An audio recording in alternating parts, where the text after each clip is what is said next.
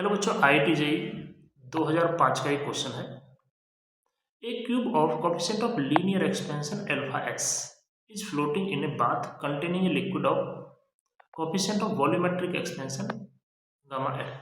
एक लिक्विड है और इसका जो कोएफिशिएंट ऑफ वॉल्यूमेट्रिक एक्सपेंशन क्या है, गामा एल। ठीक है, तो यहाँ पे डायग्राम बनाया हुआ है। एक ऑब्जेक्ट है, मास m है और ये अल्फा एस रहेगा इसका कोएफिशिएंट ऑफ लीनियर एक्सपेंशन, और ये डेंसिटी मैंने लिक्विड की मान लिया रो नॉट 0 डिग्री सेल्सियस पर, और ये गामा एल है इसका coefficient of volumetric expansion.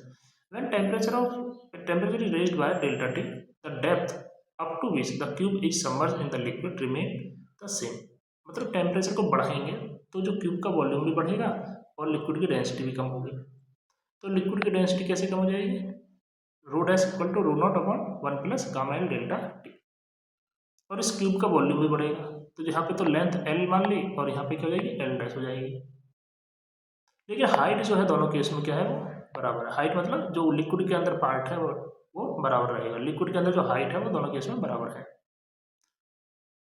Submerged in the liquid remain the same. Find the relation between alpha S and gamma L. ठीक है, ये हमें कैलकुलेट करना है। देखो सबसे पहले क्या है कि mg लिखते हैं। दोनों केस में ऑब्जेक्ट फ्लोट कर रहा है, इसका मतलब बॉयंसी फोर्स दोनों केस में बराबर रहेगा।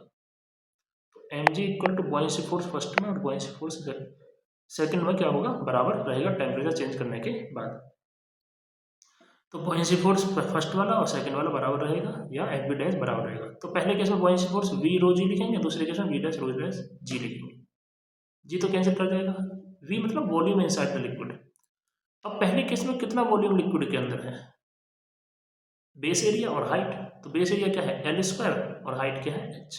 वही वॉल्यूम जो है लिक्विड के अंदर है। ठीक है, ये वाला जो वॉल्यूम। दूसरे वाले केस में वी डैश मतलब कि बेस एल डैश का स्क्वायर और हाइट एच, एच तो सेम है, और डेंसिटी क्या हो जाएगी यहाँ पर लिक्विड की, rho not upon 1 plus gamma L delta T. L square से एल, यहाँ पर क्या करना है कि यहाँ पर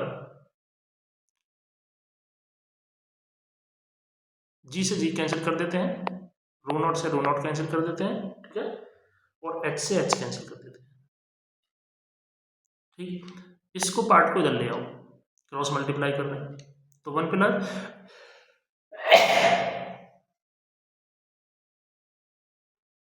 sorry 1 plus gamma L delta T L square, और यहाँ पर जो एल डैश है, एल डैश की वैल्यू क्या होगी, L 1 plus alpha H delta T. मतलब टेम्परेचर बढ़ने पर जो क्यूब की लेंथ है वो भी बढ़ेगी, और इसका स्क्वायर। अब इसका स्क्वायर ओपन करेंगे तो एल स्क्वायर 1 प्लस, यहाँ पे बाइनोमियल लगाएंगे। बाइनोमियल लगाएंगे तो जो पावर है वो यहाँ पे आ जाती है, तो 1 plus 2 alpha H delta T.